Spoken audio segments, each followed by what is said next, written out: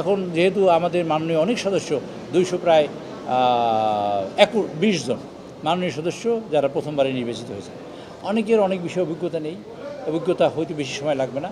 এবং আমি মনে করি বিরোধী দলীয় বন্ধুরা যারা আছেন অনেক লার্নেড মানুষ আছেন সেখানে, এবং তারা শিক্ষিত মানুষ, এবং তারা দিন রাত চেষ্টা করছেন শেখার জন্য। আমার মনে হয় একটা পর্যায়ে ইনশাল্লাহ আমরা সবাই একত্রিত হব সংবিধান সংশোধনের ব্যাপারে। একটা প্রস্তাব ছিল যে সংবিধানের সংশোধনের একটা কমিটি গঠনের প্রস্তাব ছিল, সেই কমিটিটা গঠন করা হয়েছে কিনা, না হলে কবে হতে পারে?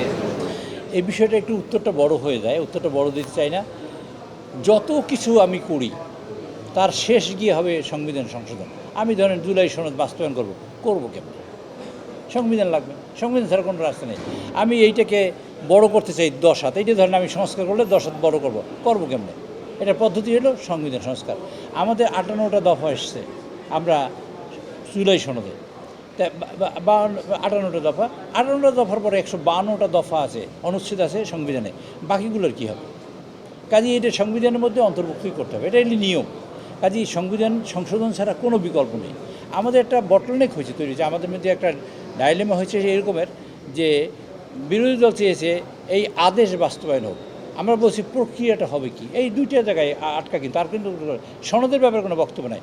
মাননীয় প্রধানমন্ত্রী গতকালকে কৃষি কার্ড বিতরণ করতে গিয়ে তিনি বলেছেন অক্ষরে অক্ষরে দাড়ি কর্মা সেমিকোলন সহ আমরা জুলাই সনদ বাস্তবায়ন করব। এরপর কি? বাস্তবায়ন করতে হলে সংস্কার লাগবে, আর সংস্কার করতে হলেই সংবিধানে হাত দিতে হবে।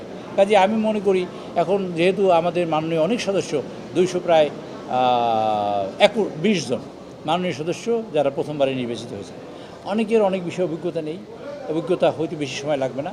এবং আমি মনে করি বিরোধী দলীয় বন্ধুরা যারা আছেন অনেক লার্নেড মানুষ আছেন সেখানে, এবং তারা শিক্ষিত মানুষ, এবং তারা দিন রাত চেষ্টা করছেন শেখার জন্য।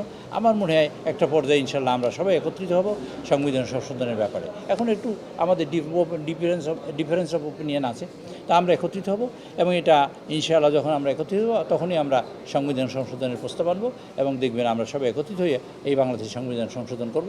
এবং ভবিষ্যতে এই গণতন্ত্র যাতে ভুলুণ্ঠিত না হয়, ভবিষ্যতে আমাদের স্বাধীনতা কেউ হাত দিতে না পারে, ভবিষ্যতে আমাদের সার্বভৌমত্ব যেন অক্ষুণ্ণ থাকে, এবং সকল ব্যাপারে এই গণতন্ত্র সুপ্রতিষ্ঠিত হয়, তার জন্য যা করা দরকার আমরা সম্মিলিতভাবে এটা করবো ইনশাআল্লাহ ভবিষ্যতে।